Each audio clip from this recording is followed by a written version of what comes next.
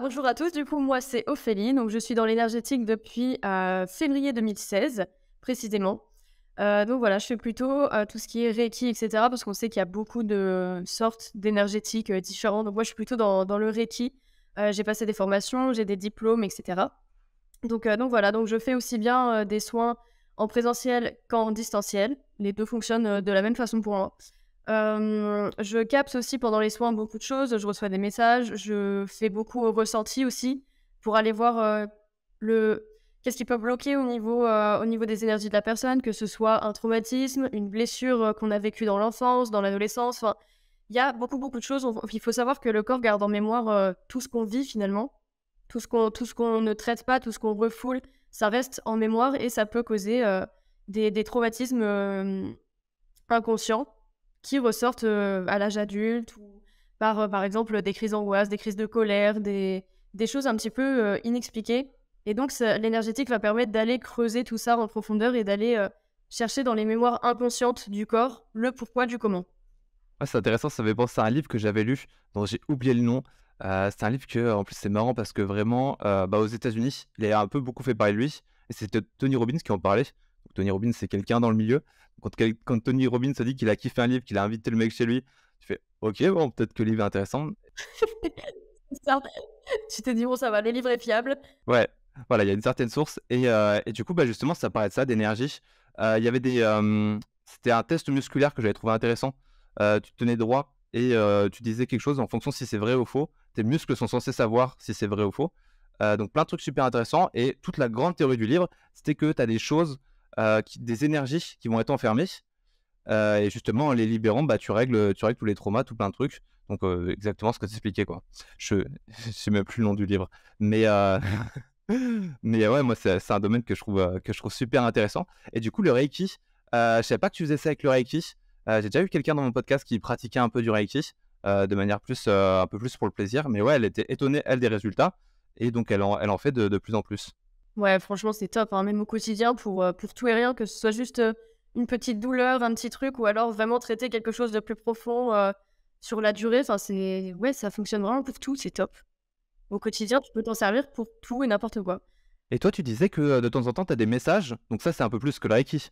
Ouais, c'est des canalisations, c'est plus de la médiumnité, beaucoup d'intuition aussi, les ressentis, tout ça. Enfin, je peux avoir des flashs, tu sais, tu reçois des micro-images, tu te dis: «Oh purée, ça dure une demi-seconde», mais t'as as des informations où tu vois des mots, où t'as des ressentis, tu entends des choses, des informations en fait sur la personne qui vont t'aider à comprendre: «Ah bah OK, il y a telle douleur, bah du coup ça vient de telle chose», tu vois?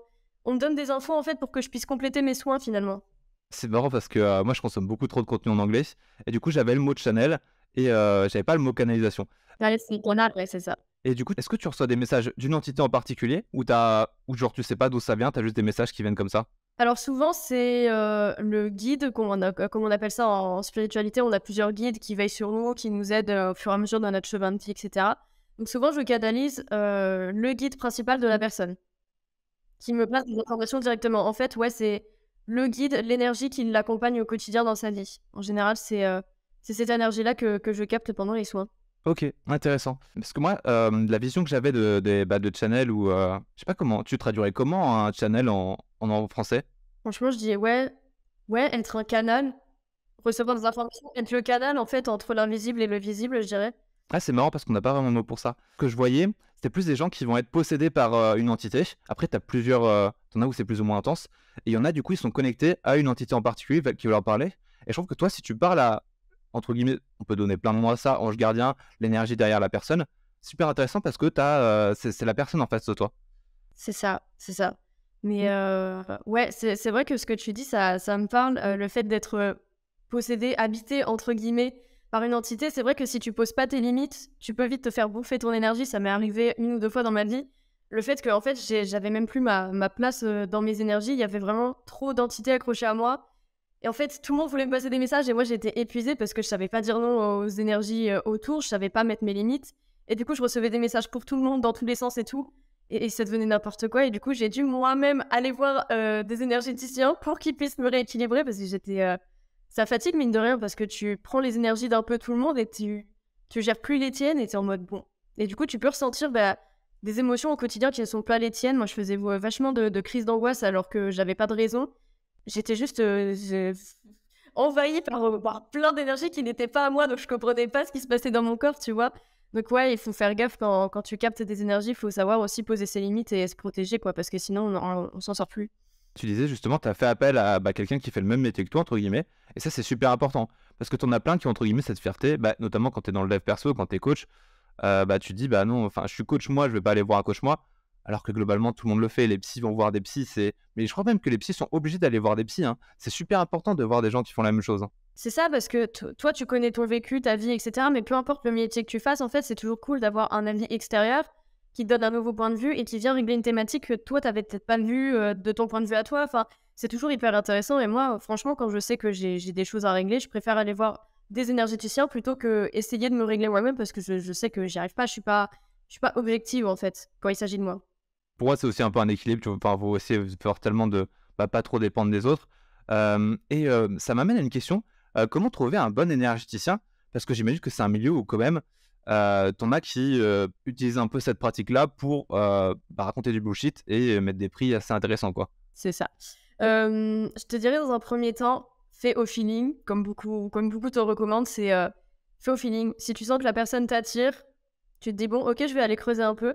Si tu sens que déjà tu trouves que c'est un peu bizarre la vibe, tu te dis bon, bah je prends pas le risque. Mais si tu sens que la personne t'attire, t'aimes bien son contenu, etc., tu peux aller voir s'il y a des retours par rapport à ses soins, etc. Moi, je sais que même, par exemple, s'il y a des personnes qui sont pas sûres, je leur dis, mais écoutez, je peux carrément vous envoyer, moi, des personnes qui m'ont déjà eu en consultation. Si vous avez besoin d'un avis, moi, ça me pose aucun souci, tu vois. Moi, je suis prête à... Franchement, si on a le moindre doute, je suis là pour rassurer, pour donner des réponses, etc. Mais ouais, moi, je te dirais, franchement, déjà, fais au feeling, fais à l'intuition.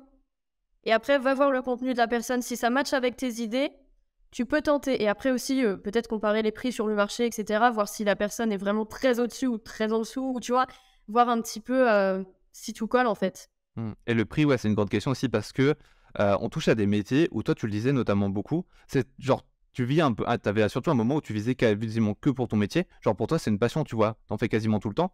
C'est ça. Souvent, c'est difficile à dire, bah, je vais faire payer sur ça. En plus, je sais pas si tu as ça aussi, mais souvent, quand tu vas, entre guillemets, soigner quelqu'un, quand tu vas travailler sur l'énergie de quelqu'un, bah, toi, tu gagnes aussi. Tu donnes, il donne. Et donc, en soi, genre, tu bénéficies aussi. Donc, tu es en mode, bah, je le fais payer alors que je gagne autant que lui. C'est chelou un peu. Il y a cette question de légitimité de...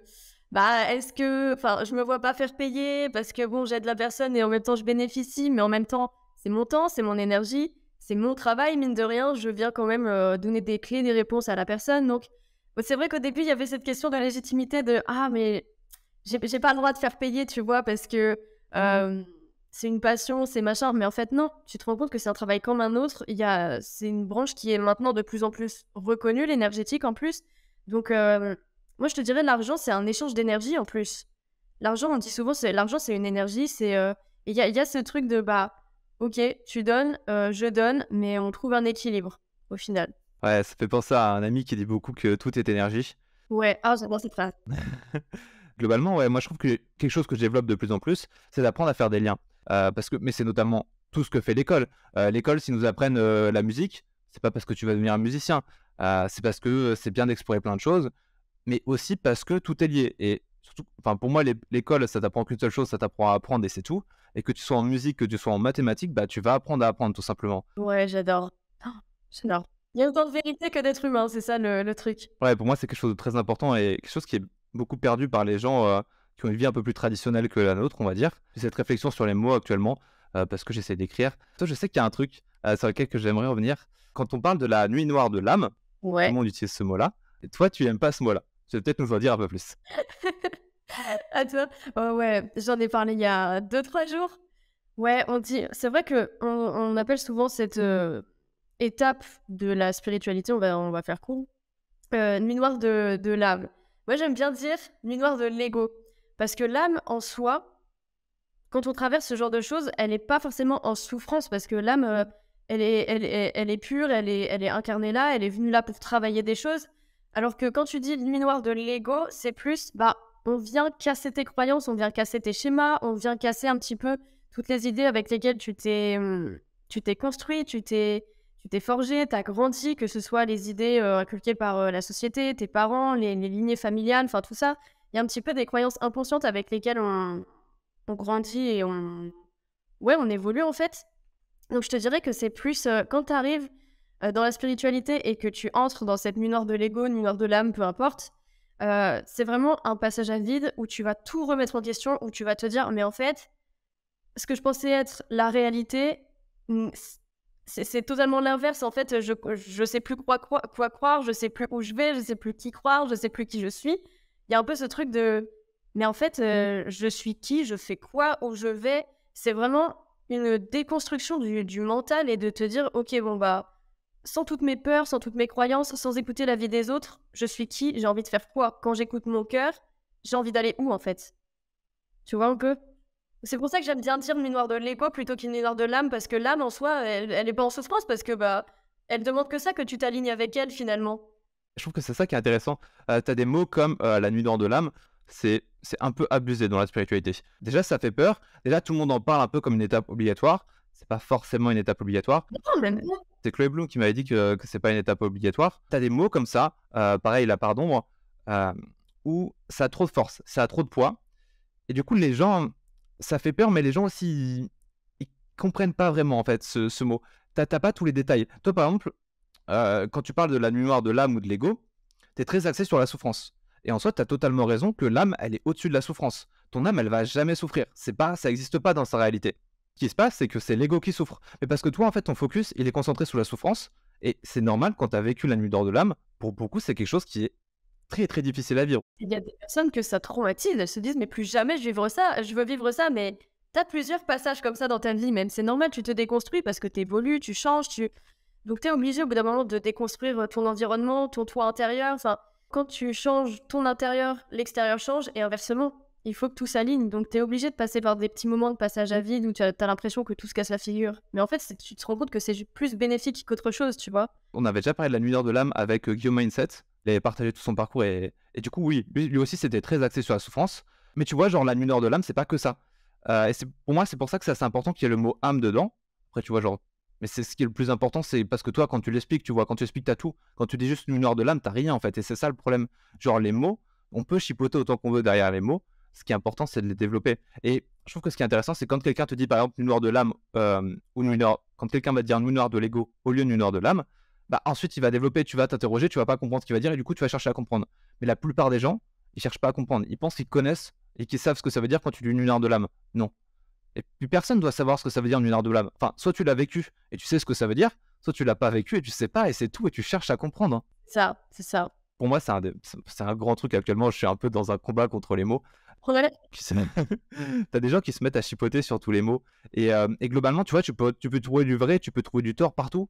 Et c'est juste une question de la personne en face de toi. Est-ce qu'elle pense qu'elle connaît le mot ou pas? Et est-ce qu'elle va chercher à le comprendre? C'est tout ce qui compte. Au final, peu importe l'appellation que tu lui donnes, du moment que tu as ta définition derrière le terme, tu vois, du moment que tu sais expliquer ce que c'est, peu importe le mot que tu utilises, du moment que tu as l'idée.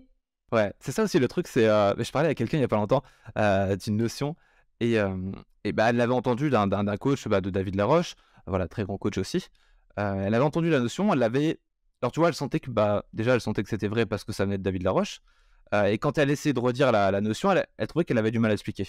Quand tu vois que quelqu'un a du mal à expliquer, c'est toujours que le truc n'est pas complètement intégré, que fatalement elle récupère des trucs, tu vois. Et dans ces moments-là, il faut plus chercher à comprendre, revenir à son vécu. Et même si c'est David Laroche en face de toi, enfin, genre, il a faux. Il a faux parce que il parle de sa vie à lui, il parle pas de ta vie à toi. Donc, peu importe la puissance de ces mots, peu importe à quel point ça touche d'autres gens, si ça jamais ça s'intègre pas dans ta vie, c'est faux pour toi. C'est ça, lui, il a sa définition. Toi, il faut que tu arrives à te faire la tienne aussi par rapport à ton vécu, etc. Si tu répètes bêtement, entre guillemets, des mots que tu as entendus, mais que ça résonne pas avec toi, que ça te parle pas, bah finalement, ça aura aucun intérêt ce que tu vas dire, tu vois, parce que bah toi, tu comprends pas vraiment ce que tu es en train de raconter, en fait. Ouais, ça c'est le plus important, de comprendre ce que tu es en train de dire. C'est tout bête, mais la plupart des gens comprennent pas, hein. Et même moi, je me rends compte quand j'écris, quand t'écris, genre, déjà, c'est super difficile.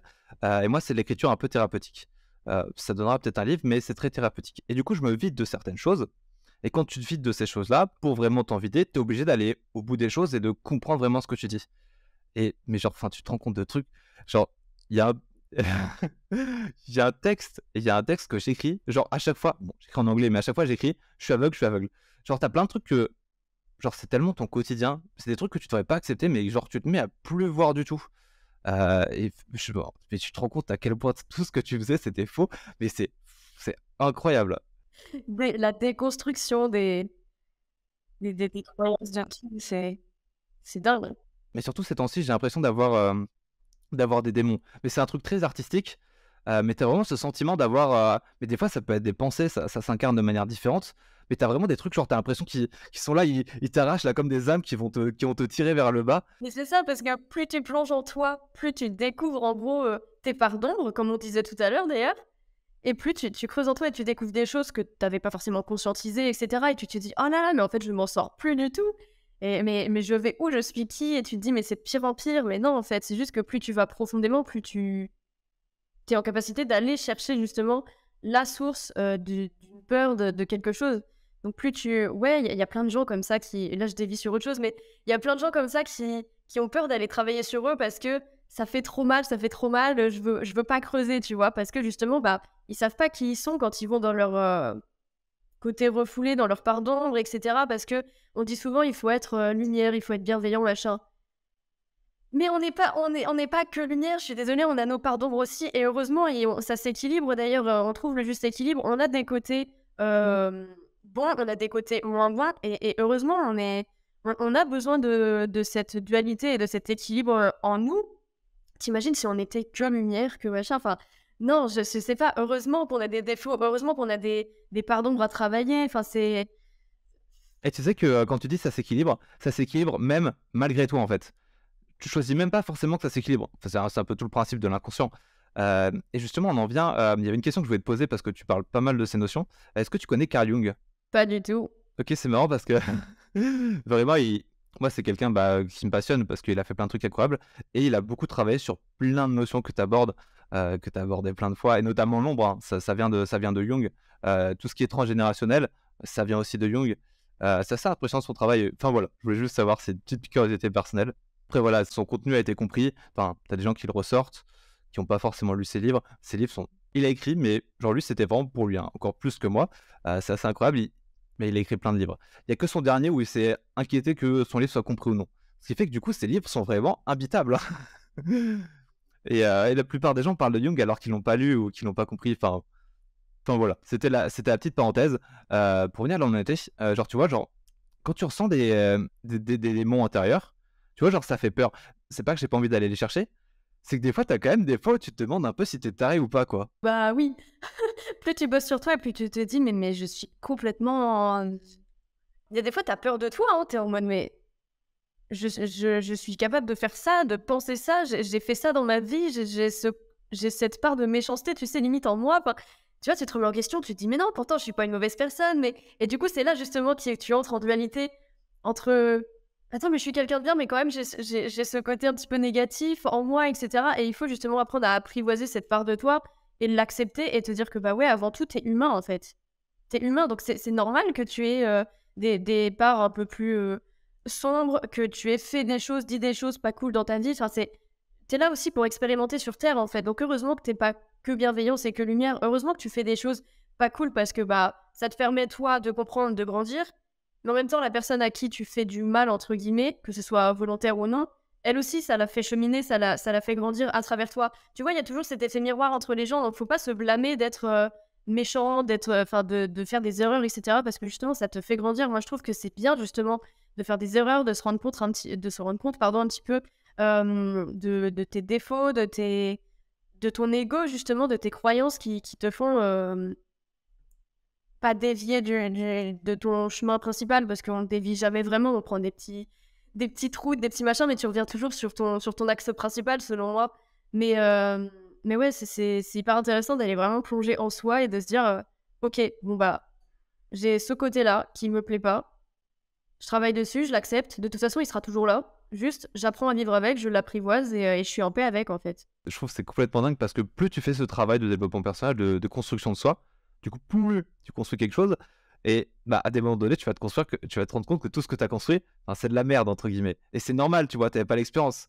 Et du coup, quand tu as cette phase où tu te remets à déconstruire tout ça, remettre en question tout le travail que tu as fait, te rendre compte, genre moi non plus, il y a pas longtemps, je me suis rendu compte que tu sais, t'as cette notion de toujours plus.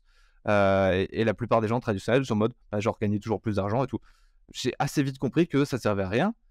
Et je pensais que j'étais plus du coup dans cette volonté de toujours plus. Mais en écrivant, je me suis rendu compte que bien sûr que si, je suis dedans.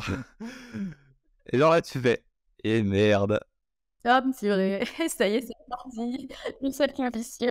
c'est dingue. Je sais pas si tout le monde fait ça en écrivant, parce que, mais j'ai aussi l'impression que plus tu fais le travail, en fait, plus tu vas détruire d'autres trucs et du coup, plus tu vas te sentir, tu un moment donné où tu as tout détruit et tu es là comme ça à nu, tu es là: «Oh bordel, il fait froid ici».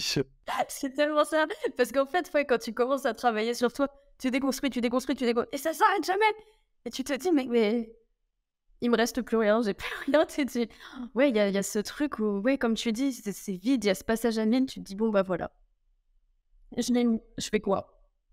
C'est, ça peut paraître flippant, hein, pour beaucoup de personnes. Chaque fois que j'écris, tu vois, genre quand j'ai fini, bon déjà c'est de l'écriture, très proche du flow, je suis en mode: «Je me sens plus vide». Mais genre vite au point où je suis en mode: «Alors, qu'est-ce que je fais? Qu'est-ce qui se passe ici? Où suis-je?» Bon, bah, retour à la réalité.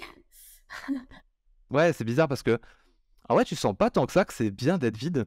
Genre tu te dis enfin, genre en vrai, tu sens rien, tu juste là comme ça, genre c'est vide et après genre, petit à petit, tu reviens dans la réalité, tu commences à refaire des trucs mais je sais pas, il manque un fil enfin, moi, il me manque un fil conducteur. Enfin, genre, quand tu te vides, genre, mais qu'est-ce que tu fais ensuite, quoi? C'est ça. Je sais que je fonctionne beaucoup avec l'écriture aussi. Il y a vraiment ce truc de je me vide. Après, une fois que t'as fini, t'as un temps de pause. Tu te dis, bon, bah, on fait quoi maintenant? Tu vois, c'est comme s'il y avait plus rien à l'intérieur de toi, donc tu sais plus. T'es tellement habitué au trop-plein, en fait, que ce soit les émotions, que ce soit tout, la surcharge du quotidien, que quand tu t'allèges, t'as l'impression qu'il se passe plus rien et que c'est pas normal, tu sais. C'est trop calme. Alors que non, on devrait être serein tout le temps dans nos vies, mais non, on est tellement habitué à encaisser. Et ouais, quand tu poses tes mots sur papier, t'es bon, voilà. C'est waouh. Ouais, tu t'allèges d'un poids et tu sais plus où tu vas.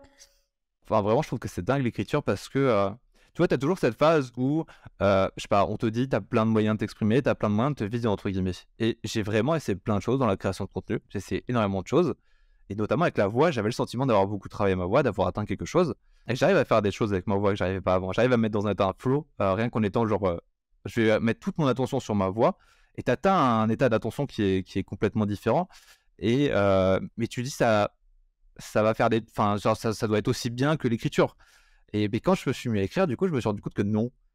Non, l'écriture, c'est genre même si, j'avais travaillé ma voix énormément, l'écriture, c'est genre supérieur à tout ça. Je peux faire des enfin, je vais réussir à me vider dans l'écriture alors que, enfin, en vrai, quand je parle, je me vide pas comme ça, quoi. Ouais, je trouve que l'écriture, il y a quelque chose de plus profond. Tu laisses vraiment ton inconscient aussi parler, tu sais, parce que t'es seul avec ta feuille, alors que quand c'est à voix haute, je sais pas, t'as toujours des blocages. Tu te dis, ah, il y a des choses que je peux pas dire, ou alors que je m'autorise pas à dire, ou que tu vois, ça bloque.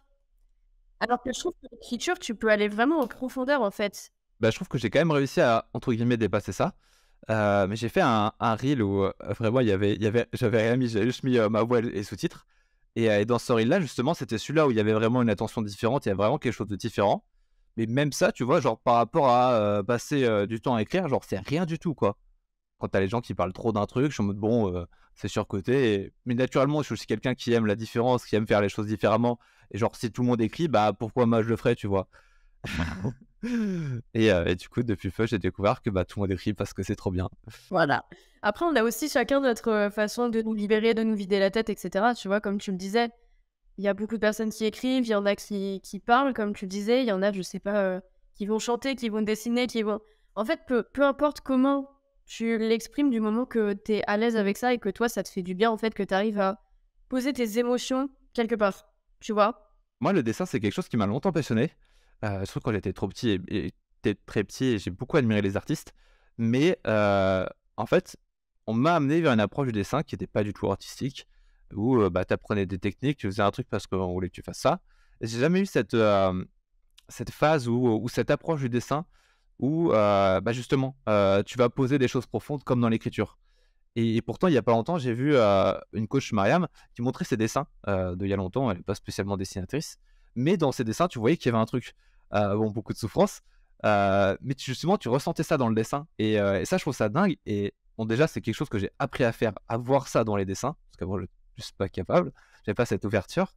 Mais quand tu vois ça, quand tu vois tout ce que la personne arrive à poser dans le dessin, mais tu te dis genre c'est dingo quoi. C'est ça. Il y a tellement d'émotions, hein, tu peux vraiment ressentir beaucoup de choses et c'est profond quand même, hein, le dessin, je trouve. De toute façon, tout ce qui est artistique, ça va t'apprendre une phase de toi, mais tout ce qui est créatif, tout ce qui est, même moi, entreprendre, je trouve que c'est super important.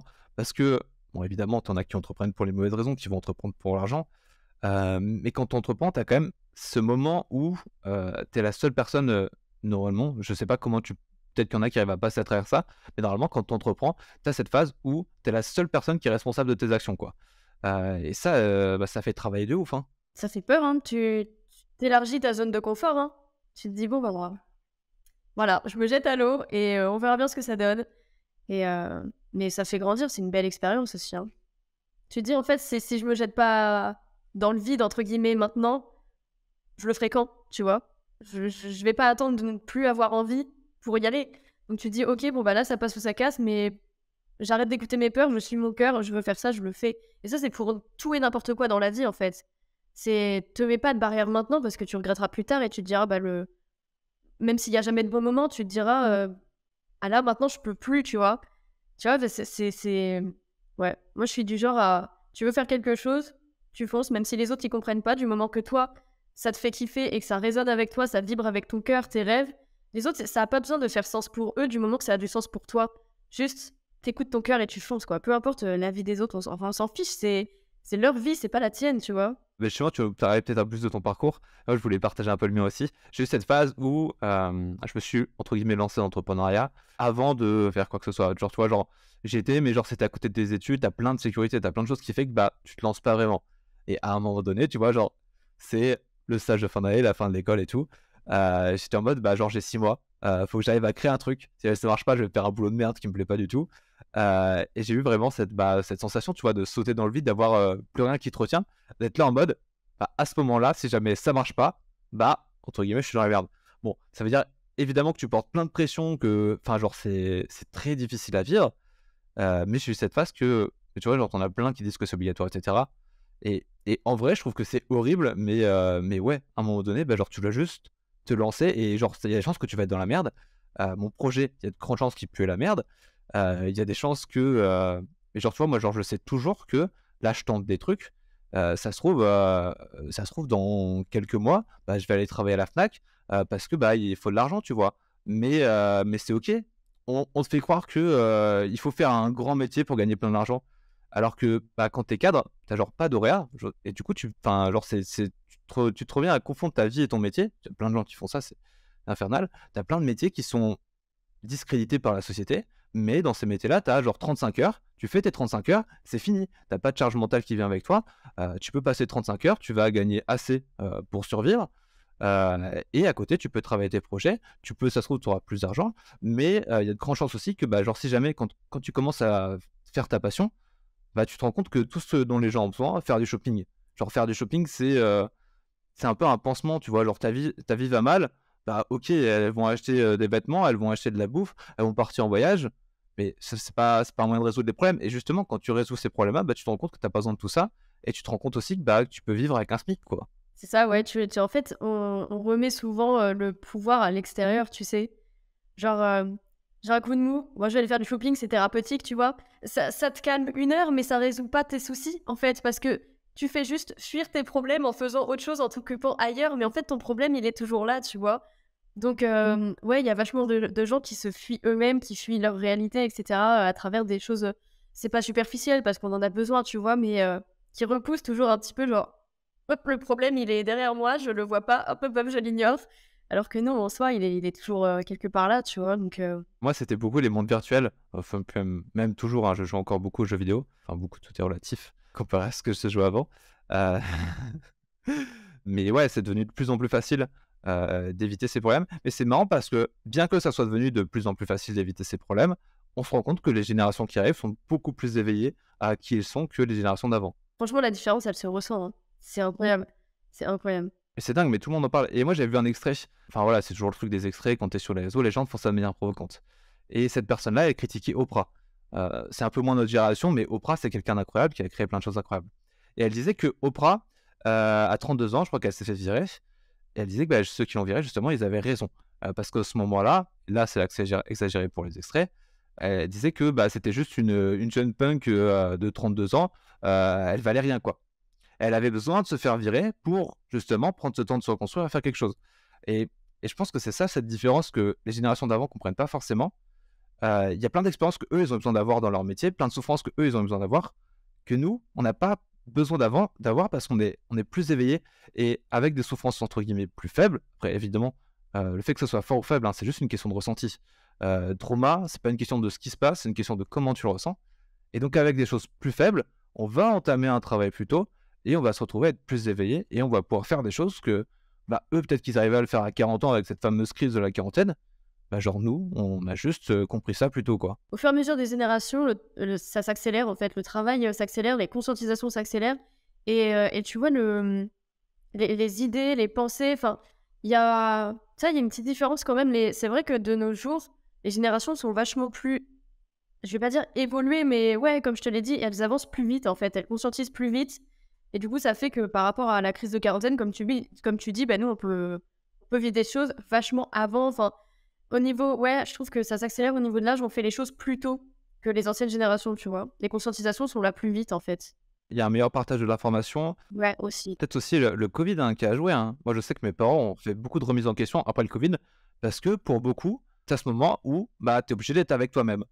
Et ton autre fatalement, ils n'y arrivent pas, il y a plein de difficultés. Mais après ce moment difficile, tu te rends compte que déjà, être avec soi-même, c'est pas si mal. Ce que tu faisais avant, ça, par contre, ça puait la merde. Et puis tu te dis, qu'est-ce que j'ai vraiment envie de faire, quoi. Il y a énormément de remises en question avec le Covid, mais surtout, justement, pour ces générations plus âgées. C'est vrai que le Covid, ouais, il a mis vachement de choses en pause. Du coup, tu te retrouves avec toi-même et en fait, t'es confronté à toi-même. Du coup, t'es obligé d'aller te découvrir, tu sais. Tu dis, ok, bon en fait, je veux faire quoi? Je veux aller où? Est-ce que ma situation actuelle me plaît vraiment? Ou est-ce que c'est pour faire plaisir à l'extérieur? Ou c'est pour avoir juste une sécurité financière ou peu importe, tu vois, l'histoire d'avoir un diplôme ou quelque chose pour être reconnu. Mais est-ce que je fais vraiment ce que moi j'ai envie ou est-ce que je fais ce que les autres ont envie que je fasse, tu sais? Je trouve que c'est vrai que la période Covid, ça a permis beaucoup, beaucoup d'introspection, beaucoup de déconstruction intérieure, etc. Et ouais, il y a plein de gens qui ont changé de voie après, qui se sont dit, mais en fait, je suis pas du tout à ma place. Enfin, ouais, il y a eu des grosses remises en question, c'est pas forcément facile, mais c'est bénéfique en fait. Justement, tu parles de changer de voie et trouver sa voie. Mais genre, c'est difficile as fuck. Quand je me suis lancé dans l'entrepreneuriat, ça avait rien à voir avec ce que je faisais. Après, je me suis dit, je vais créer du contenu. Puis hop, t'as plein de choses qui se changent. T'as plein de. Mais parce que avant, ok, ton cœur, il t'appelle vers ça. Mais quand tu t'en rapproches, tu te rends compte que, ah non, c'est pas exactement ça. Du coup, tu rechanges ta voie. Moi, j'avais fait un podcast où justement, elle disait que pendant 3 ans, peut-être, ouais, 3 ans, elle était en reconversion. Mais parce que c'est quelque chose qui prend du temps. Tu cherches constamment, tu essayes, ça me plaît plus, ça me plaît plus. Et c'est pas facile de trouver sa voie, c'est normal que t'aies besoin de faire un peu le yo-yo un peu partout et de voir ce qui te correspond, ce qui te plaît ou non, comment tu veux travailler. Enfin, ouais, moi je dis, faut pas se mettre de barrière, tu testes 15 types d'études différents et fais, c'est pas grave en fait, tu vas juste aller vers ce qui t'appelle vraiment au fur et à mesure, parce que par élimination, tu vas dire, ok, ça m'a pas plu, là je suis pas à l'aise avec ce fonctionnement-là, et petit à petit en fait ça réduit le truc et tu te dis, ok, là, ça me correspond plus, tu vois. Y a pas de honte à changer 15 fois de direction, enfin c'est autant tester en fait. Ah ouais, mais c'est quelque chose qui est beaucoup trop mal vu et surtout par rapport aux études. Enfin, déjà, j'ai fait une école d'ingénieur, donc avec prépa avant. Et l'école d'ingénieur, tu vois, genre, je l'ai payé, c'était cher. Et t'as ce côté où, entre guillemets, j'ai étudié pendant, quoi, on va dire 23 ans.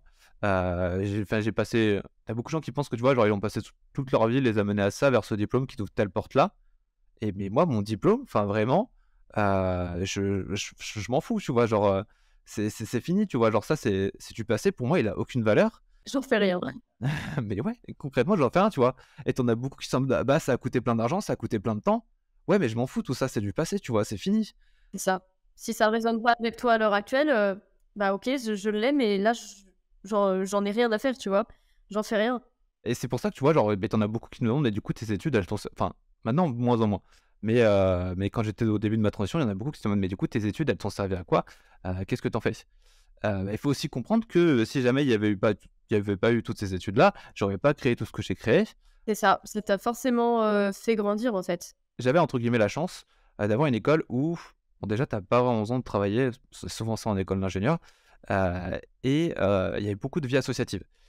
Et moi, j'ai pas fait enfin, moi, j'étais pas du tout soirée, mais j'aimais bien m'investir dans les associations. Et tu en as qui étaient un peu plus, bah, fatalement, tu as plein de types d'associations. Tu en as où tu as un peu plus de travail sur toi, tu as des associations d'éloquence, d'entrepreneuriat. Et moi, j'étais très intéressé par ce genre d'association, et notamment, bah, du coup, dans l'association d'entrepreneurs, j'ai appris plein de choses et c'est un peu ça qui a commencé tout ça. Mais parce que enfin, avant, genre, tout ce que je fais maintenant, tu me demandais ça avant, bah, j'aurais été incapable de faire quoi que ce soit de tout ça et j'avais aucune idée que j'avais envie de tout ça, quoi.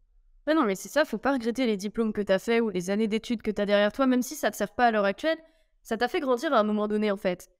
Donc faut pas regretter ton parcours, c'est pas des années perdues, c'est juste, bah, ça t'a fait devenir la personne que tu devais être pour continuer ton chemin, tu vois? Donc c'est pour moi, il y a pas de temps de perdu à se réorienter, à tester des choses et tout. Il y a plein de gens qui pensent que, ouais, c'est du temps de perdu, c'est de l'argent de gâché, mais moi je trouve pas, hein. Et surtout aussi parce que j'avais cette vision de mon école qui, entre guillemets, enfin, techniquement, j'ai fait une école d'ingénieur BTP.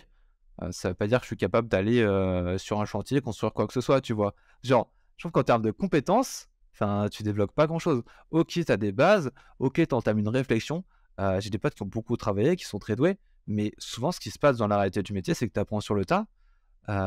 L'école, concrètement, c'est ça, c'est apprendre, apprendre à se débrouiller, apprendre à, avoir les bons contacts. Moi, j'ai un pote qui est très, très doué pour ça. Vraiment, lui, était nul pour travailler. Par contre, il connaît tout le monde et il est très, très doué en douille. Tu vois, chacun son truc, hein. Et voilà, il a découvert ça à l'école. Enfin, moi, je pense qu'il était au courant depuis un moment, tu vois? Mais c'est quelqu'un qui est doué pour douiller et dans son taf, tu vois, genre, il faisait des trucs entre guillemets «tout con», genre ça lui prenait quasiment aucun autant, 0 temps. Lui, il était en mode: «Enfin vraiment ce que je fais c'est de la merde», mais il y avait des gens en face qui kiffaient, tu vois? Mais parce il avait les bonnes façons de faire, tu vois? Même si lui ça lui prend pas beaucoup de temps, pour quelqu'un d'autre ça peut prendre du temps parce que, elle va s déjà elle va potentiellement vouloir tout faire soi-même, vouloir pas tricher, du coup elle va se prendre la tête, alors que la personne en face de toi, elle veut juste que tu fasses le job que tu as demandé de faire, tu vois? Elle s'en fout de comment tu le fais. C'est ça. Et ouais, c'est ça tout le truc, à l'école, tu pas forcément ce que tu penses apprendre. Moi, j'ai toujours été assez doué pour apprendre et bah, quand je suis sorti, bah, je me suis mis à faire 15 000 formations pour 15 000 trucs différents. Enfin, un peu trop de formations, mais ça, c'est une autre question. Et tu te rends compte que, bah, OK, bah, j'ai appris à faire des trucs. Moi, il y a un truc aussi, bah, là, je suis un peu sur les réseaux. Bon, je suis toujours un peu éclaté sur les réseaux, mais avant, j'étais extrêmement nul. Genre, vraiment, avant que je me «lance» entre guillemets de manière professionnelle, j'avais jamais posté quoi que ce soit sur les réseaux, tu vois? Et pourtant, actuellement, genre, c'est très lié à mon métier. Je suis pas non plus très doué, mais tu vois, genre, c'est des trucs que j'apprends à faire. Je commence à interagir avec des gens que je connais pas, tu vois, à faire des stories, faire ce genre de choses.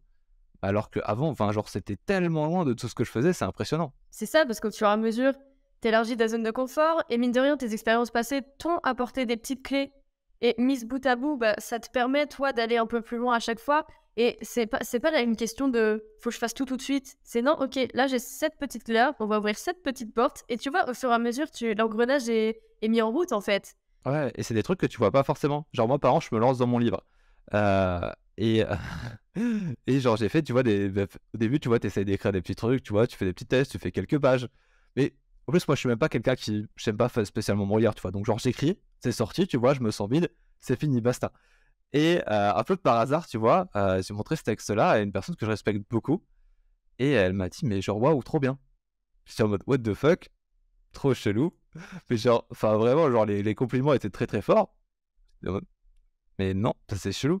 Et du coup, je l'ai montré à d'autres personnes. Bon, déjà, je l'ai montré à mes potes. Mais tu vois, genre, fatalement, quand tu montres ce genre de choses à tes potes, enfin, ils comprennent pas tout ça. Ils ont pas cette sensibilité. Et souvent, bah, quand tu commences à écrire, t'as l'erreur de montrer ça à tes proches. Enfin, si jamais c'est pas ta cible, ça sert à rien. C'est finito. C'est ça parle pas, comme ça doit parler, tu sais, comme tu voudrais que ça parle, en tout cas. Ouais. Et du coup, techniquement, la plupart du temps que j'ai passé, c'est plutôt sur le short, le montage, le travail des extraits, quoi.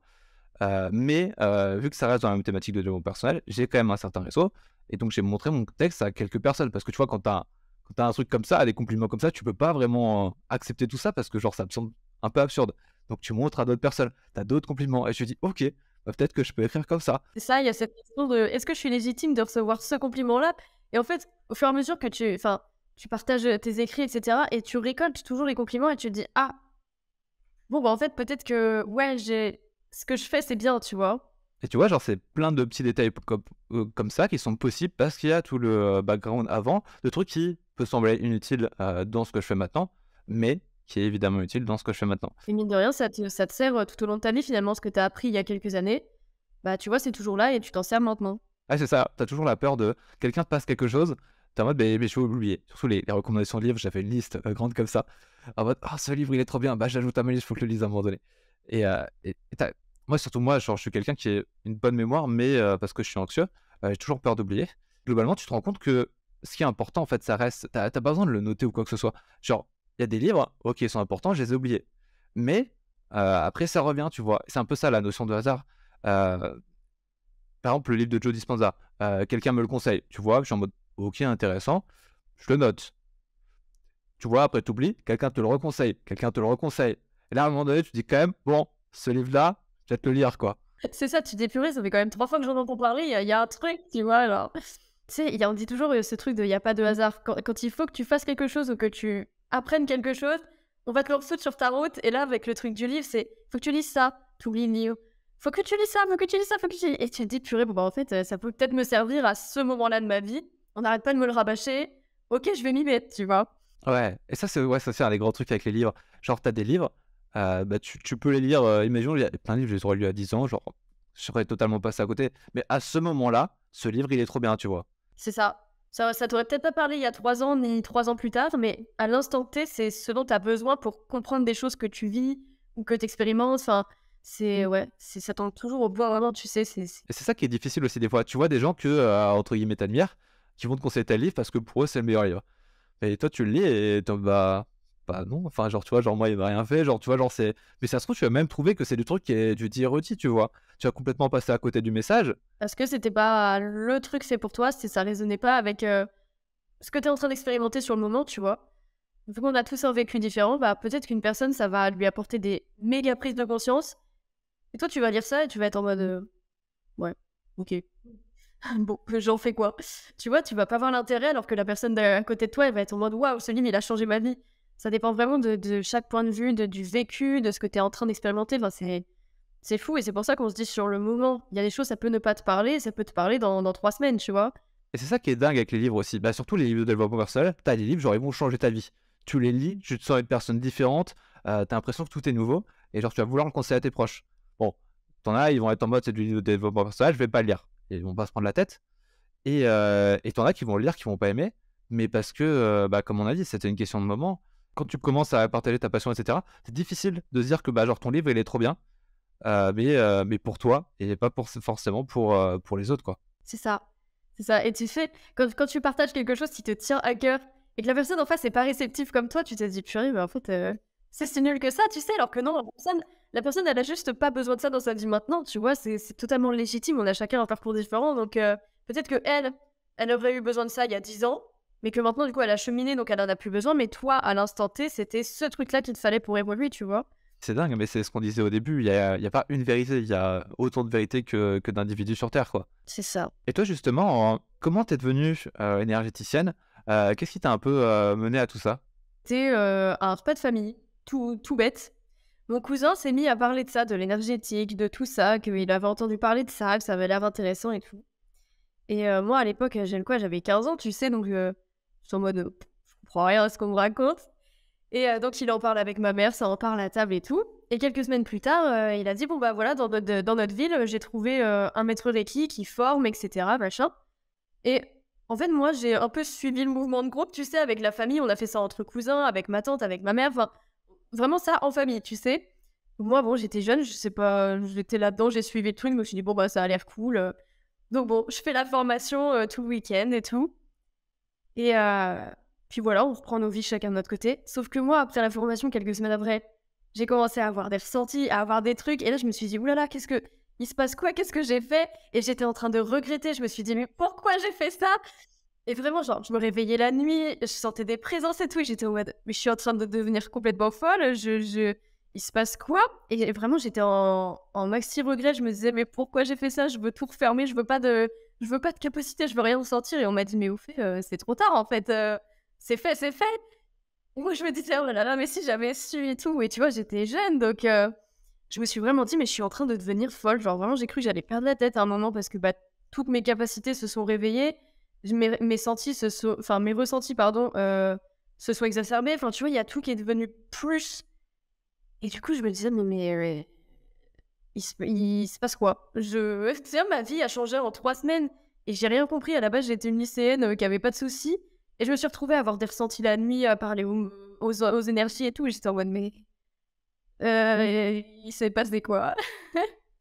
Donc c'est comme ça que je suis entrée là-dedans, en fait. J'ai suivi le mouvement, et après, en fait, mes capacités se sont ouvertes, sans que je le sache, tu vois? C'est dingue parce que justement, Chloé Bloom, elle a fait un post récemment où elle parlait un peu de, bah, des éveils, qui arrivent un peu, qui sont un peu provoqués. Mais parfois, bah, quand tu provoques un éveil, bah, ça peut avoir des conséquences, comme ce que tu décris. Chloé Bloom, son post, vraiment, elle est passée longtemps, c'est assez difficile ce qu'elle vit. Mais moi aussi, j'en connais. Je et je trouve souvent, ça arrive plus à des femmes, parce que pour moi, c'est plus associé à une énergie féminine. Mais je connais quelques femmes qui ont, bah, du coup, entre guillemets, «ces dons qui s'éveillent» à un moment donné. Mais genre, c'est genre le réflexe un peu de base, c'est un peu de l'éther. Mais genre, enfin, c'est pas des choses auxquelles tu peux résister, quoi. C'est ça. Ouais, parce que moi, je le dis, on me demande tout le temps: «Mais comment t'as fait pour développer tout ça et tout?» J'ai refoulé pendant des années, mais vraiment, tu vois, ça s'est réveillé, entre guillemets, en 2016. J'ai pas compris ce qui se passait, j'ai cru que je devenais folle, et cetera. Donc j'ai été voir des médiums, dans la France, et cetera. Enfin, j'ai fait des petits voyages de quelques jours pour aller, à la rencontre de «professionnels» entre guillemets, pour comprendre ce qui se passait, qu'on m'explique comment gérer, et cetera. Parce que moi, la spiritualité, j'y connaissais rien, tu vois? Je croyais pas à tout ça, et je suis rentrée là-dedans d'un seul coup. Et donc bon, on m'a expliqué, machin, et après j'étais en mode, «OK, bah, ça n'existe pas». Tu vois, je me suis dit: «C'était dans ma tête, j'ai tout inventé, ça n'existe pas, je ne ressens rien, je me suis fait des films et basta». Donc j'ai refoulé pendant 3, 4, 5 ans, tu vois? Et au bout d'un moment, c'est quand je pense que c'est 2020 ou 2021, un truc comme ça. Il y a eu un événement qui a fait que j'ai été reconfrontée, en fait, à tout ça, à mes capacités, à l'invisible, et cetera. Et en fait, j'ai pas pu fuir, j'étais en mode: «Là, en fait, c'est soit j'accepte, soit je vais souffrir toute ma vie de me battre, contre ça, parce que je sais que ça existe, ça revient constamment dans ma vie, ça revient constamment sur mon chemin. Mes ressentis sont de plus en plus forts, je vis de plus en plus de choses, bah, pour me forcer, en fait, à accepter qui je suis et mes capacités.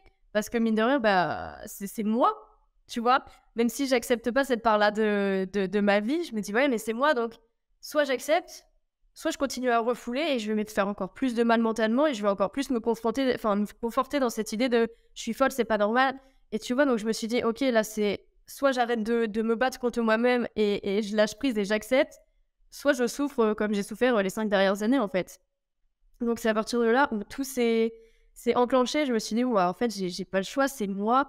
Et il m'a fallu du temps pour accepter que j'étais cette personne, tu vois? Parce que c'est c'est encore, un peu mal vu. Enfin, on est beaucoup traité de charlatans, de trucs comme ça, de profiteurs, du malheur des gens. On profite du malheur des gens pour se faire de l'argent, machin. Tu vois, on me l'a beaucoup dit ça, au début. Et quand je suis venue sur les réseaux, on m'a dit: «Tu profites du malheur des gens et tout». Et moi, je me sentais pas du tout légitime. Je me disais: «Mais je suis une personne horrible, je veux pas profiter des gens, machin». Et tu vois? Et c'est dur d'aller à l'encontre de ce que les gens te disent, des critiques, et tu te dis: «Non», genre, c'est dur de s'affirmer et te dire: «OK, bah, non, je suis cette personne, je suis comme ça, j'assume, en fait, et ce que tu dis de méchant sur moi, c'est pas grave, ça m'atteint pas parce que je sais ce que je vaux, je sais ce que je fais, je sais ce que je ressens». Tu vois? C'est dur de prendre confiance en soi et de s'imposer face, à la société, entre guillemets, parce que c'est la médiumnité, tout ça, ça passe ou ça casse, quoi. Enfin, surtout les commentaires. À TikTok, c'est un peu le pire, mais enfin, les gens, ils se rendent pas compte de ce qu'ils disent. Enfin, c'est dingue. Oh, mais TikTok, on s'en prend plein la tronche, hein. Ouais. Et après, TikTok, je trouve que c'est un peu mon réseau préféré parce que sur les autres réseaux, tu vois, tu vas poster des trucs, enfin, les gens, il y a peu de chances qu'ils commentent, tu vois. Alors que sur TikTok, enfin, t'as des retours négatifs, évidemment, mais t'as aussi des retours positifs. Et ça, c'est quand même archi cool. Mais ouais, c'est difficile au début et j'ai une vidéo qui a bien marché et il y en a, genre, des messages, mais il passe complètement à côté du message, tu vois, et t'es en mode, mais c'est trop dommage, je te parle d'un truc là qui est trop beau, et tu me parles de ça, t'as genre, putain, mais t'as des gens, c'est des malades. Genre, la vidéo, j'avais 1 millier de commentaires, et t'as un mec qui a dit, on s'en fout, ça sert à quoi? Fait, tu te rends pas compte, il y a 1 millier de personnes, mais en plus, mais c'est des commentaires du genre, mais c'est incroyable ce que tu me dis, ça donne un sens à ma vie, tu vois. Et lui, il était là, il poste son commentaire, on s'en fout de ce que tu dis. Alors qu'il y a tous ces commentaires là en dessous. C'est des dingues, les gens. Le gars a perdu sa vie, enfin, ça a du temps de sa vie, à juste me dire que ce que je dis, ça sert à rien, mais si ça te parle pas, t'as juste à tracer ton chemin, en fait. Il y a des gens que ça aide, tu vois, mais c'est pour ça, quand tu vois que enfin, toi, tu vois ce commentaire négatif, mais tu t'attardes pas dessus. Certes, ça peut piquer les premiers commentaires, tu te dis, purée, ça fait quand même mal, mais au bout d'un moment, quand tu te rends compte que c'est l'autre qui perd du temps à te critiquer, alors que toi, tu fais juste ce qui te fait kiffer et que t'aides des gens, tu te dis, bah ok, moi, je suis à ma place, par contre, cette personne, elle perd du temps, elle critique l'extérieur plutôt que de se focaliser sur elle, tu vois. Après, t'arrives à relativiser, mais c'est vrai qu'au début, les premiers pics que tu te prends, tu te dis, ouais, j'arrête tout, je me casse de ce réseau, je veux plus être là. Moi, j'avais eu de la chance, j'avais commencé entre guillemets doucement en termes de vues. Et il y avait beaucoup de gens qui étaient très bienveillants, en mode genre c'est bien ce que tu fais, genre on voit que ça s'améliore, ça s'améliore. Et ouais, j'avais commencé avec pas mal de retours positifs. Et après, j'avais fait des sujets où je cherchais un peu plus la merde. Enfin, mais tu vois, genre, ce que je dis, c'est gentil, tu vois, mais des fois, genre, c'est pas facile à comprendre. Surtout, je parlais des distinctions hommes-femmes, et là, fatalement, il y a des trucs qui arrivent, tu vois. Mais Bah, de toute façon, du moment que tu commences à cibler des sujets, il y a forcément des gens qui vont t'attaquer, qui vont pas être d'accord. Enfin, et en soi, c'est bien parce que ça ouvre au débat, ça permet le dialogue. Mais si chacun respecte le point de vue de l'autre, si t'es pas dans l'attaque, parce que souvent sur les réseaux sociaux, les gens ils sont directement dans l'attaque, tu vois, et c'est ça qui est dommage. ah ouais, genre maintenant, moi, j'ai du recul sur tout ça. Et souvent, c'est marrant parce que, par exemple, j'avais fait une vidéo où je disais que tous les hommes, c'est des fragiles. Et fatalement, t'as un mec qui dit non, tu parles que pour toi, c'est faux. Et tu vois, en creusant un peu, tu vois que cette personne-là, c'est exactement la personne que je décris dans ma vidéo. Parce que ça l'a piqué dans son ego, justement. Et tu vois, du coup, ça, c'est marrant, ça fait plaisir, entre guillemets. Enfin, tu vois que tu l'as touché, et peut-être qu'ils vont en faire quelque chose. Et par contre, t'as des gens, eux, vraiment, ils parlent pour un dire. Et genre, moi, c'est pour ça que j'avais fait une vidéo qui critiquait les philosophes. Parce que t'as les gens, ils parlent, ils ont des notions, mais ils rentrent jamais dans la profondeur. C'est du blabla en superficie qui, on sait que ça va parler à tout le monde, tu sais, tu vas pas en profondeur. Tu lances une petite phrase toute banale, ça parle à tout le monde, tu vois, c'est sûr. Alors que le métier, il rentre pas en profondeur après. Et c'est même plus traître que ça parce que c'est pas utiliser des petites phrases. Pour moi, c'est utiliser des grands mots. Tu vas te cacher derrière une pointure de tel domaine. Les gens qui sont là en mode lis ce livre. Enfin, je viens de sortir une vidéo, tu me dis lis ce livre, tu crois que je vais aller le lire. C'est dingue ça. Le monsieur sur TikTok, il a dit de lire le livre, donc je m'exécute.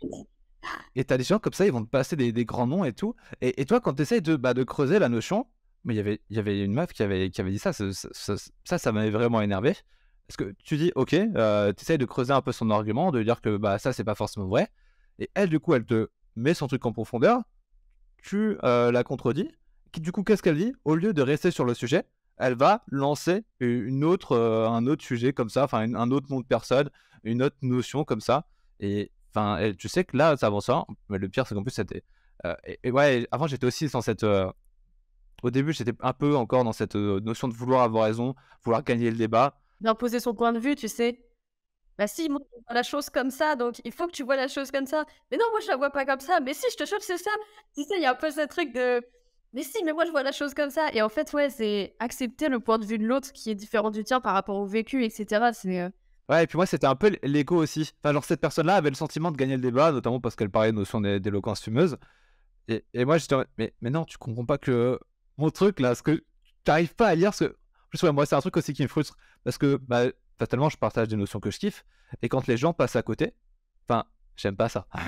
Ah, un côté frustrant, hein, on va pas se mentir. Hein. Je fais beaucoup ce travail, et notamment pour mes podcasts, maintenant, je mets quasiment en avant que mon invité.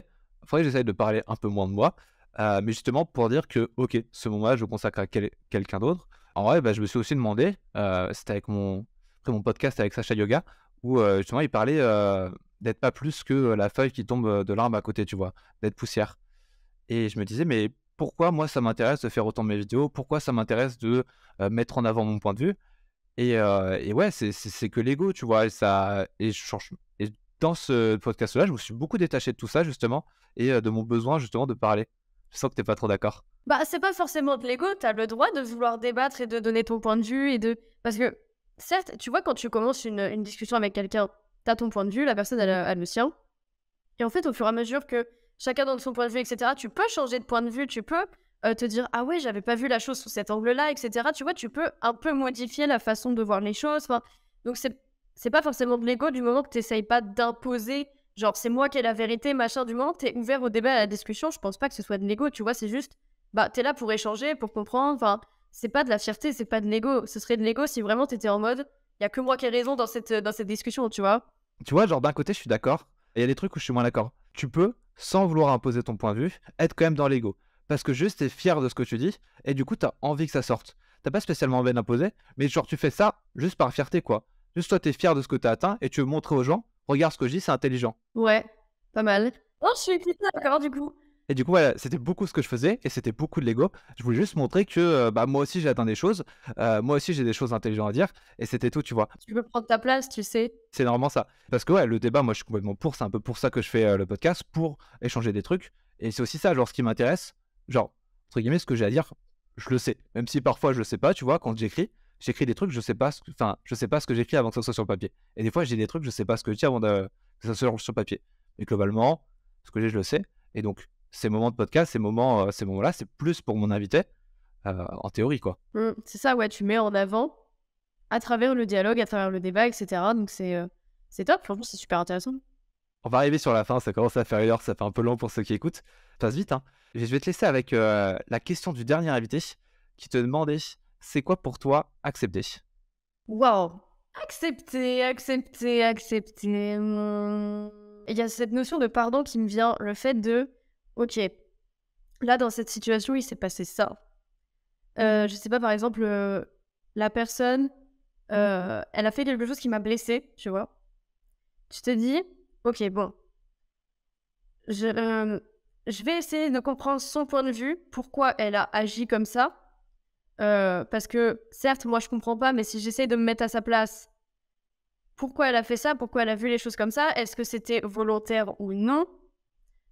Du coup, tu pardonnes, tu dis: «OK, la personne, elle a fait avec les moyens qu'elle avait». Tu pardonnes, tu te pardonnes aussi d'avoir, mal vécu la situation et du coup, ça amène à l'acceptation. Tu te dis: «OK, bah, là, j'accepte que moi, j'aurais pas fait comme ça. La personne, elle est comme ça, c'est à cause de enfin, c'est à cause, entre guillemets, c'est, lié à son vécu, à ses émotions, à comment elle réagit aux choses et cetera. Elle a pas la même façon que moi de voir les choses». Donc tu acceptes la différence de point de vue et pour moi, c'est un peu comme ça dans la vie de tous les jours aussi, tu vois? Il faut se mettre, tu déconstruis un peu tes croyances, tu prends du recul par rapport à toi-même et tu dis: «OK, si j'étais pas moi, si je voyais la scène dans la vie extérieure, j'en penserais quoi? Sans mes peurs, sans mon ego et tout, j'en penserais quoi?» Et du coup, je trouve que ça enfin moi personnellement, ça me facilite, justement l'acceptation de me dire: «Ah ouais, OK, genre, moi je suis comme ça, mais la personne à côté, elle est peut-être pas de ce point de vue-là» ou tu vois? Du coup, ça me permet de prendre du recul sur la situation, d'avoir d'autres avis extérieurs et de me dire: «Ah ouais, moi j'aurais pas accepté ça, mais en fait, il y a beaucoup de gens autour qui trouvent ça normal et cetera».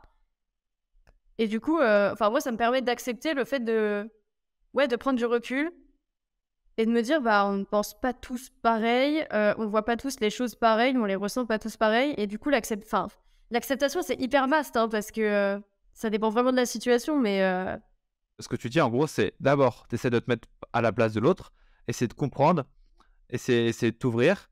Et ça, c'est une part vraiment importante qui est rien que ça, à ça tout seul, essayer de prendre la place de l'autre et de comprendre qui il est, pourquoi il fait ce qu'il fait. Ça pourrait être un sujet d'une dissertation à lui tout seul. Et du coup, ouais, il y a l'étape après de pardonner. Et ça fait penser à une fois, on en avait parlé justement suite à une vidéo que tu avais fait sur le pardon. Parce que tu dis pardonner l'autre et se pardonner soi. Bon, pour moi, c'est d'abord pardonner soi et ensuite pardonner l'autre. ouais, ça je l'ai compris bien plus tard ça. Justement, j'avais vu ta vidéo. Mais parce que pardonner, c'est aussi quelque chose qui s'apprend et c'est aussi quelque chose de difficile. C'est vrai. C'est pas facile de se libérer de la colère, de la rancœur et cetera. Il y a toujours ce truc de: «Putain, la personne, elle m'a fait mal», tu vois? Ou «Cette situation m'a blessé», tu vois? Tu as du mal à accepter, tu te dis: «Ça, je peux pas pardonner et tout» et au final, si tu veux être en paix, tu te pardonnes, tu pardonnes à l'autre et tu passes à autre chose, quoi. Mais bien sûr, le pardon, c'est tu l'as dit, ça prend du temps. Il faut pas vouloir, se débarrasser de la situation en une semaine. Non, ça peut prendre des mois, des années et c'est OK, en fait. Tu vas à ton rythme. C'est pas facile de digérer un choc émotionnel quand même. Enfin, faut se laisser le temps, en fait, de ressentir tout. C'est ça justement quand tu dis ressentir tout. Pour pardonner, en gros, tu peux pas pardonner quelque chose dont tu as pas conscience. Donc pour pardonner, il faut vraiment comprendre tout ce qui est en jeu ici et pouvoir pardonner chacun de ces petits détails, pardonner ce que ça va créer en toi, pardonner ce que tu t'es pensé, et d'abord à toi-même. Et une fois que tu t'es pardonné à toi-même, en général, par extension, tu vas pardonner à l'autre. Mais aussi parce qu'on est des humains, on a tous nos défauts et il a sa vision du monde différente de la tienne. C'est ça. Et du coup, maintenant, ça va être ton tour de poser ta question au prochain invité. Quel est ton point de vue sur la positivité toxique? Ok, putain, et en plus, je l'avais vraiment parlé il y a pas longtemps avec une amie. Et bah, merci à toi. Ben, merci à toi, surtout, c'était très sympa. Super bien, super riche. Et j'aime bien parce que là, on a vraiment parlé de plein de sujets. C'était trop, trop cool. Il y avait pas de limite, il y avait pas de... C'est juste, hop, on blablate et ça suit son cours et c'est trop cool. J'espère que ceux qui écoutent auront aimé. N'hésitez pas à aller voir. Vous pouvez retrouver. Tu es surtout sur Instagram, TikTok. Et surtout Insta et TikTok, tous les jours. Ouais, tu mets beaucoup de stories et tu partages un peu tout. C'est ça que j'aime beaucoup. Donc voilà, il y aura tous les liens dans la description. N'hésitez pas à aller la suivre. C'est du très beau contenu. Au plaisir de vous retrouver sur un compte.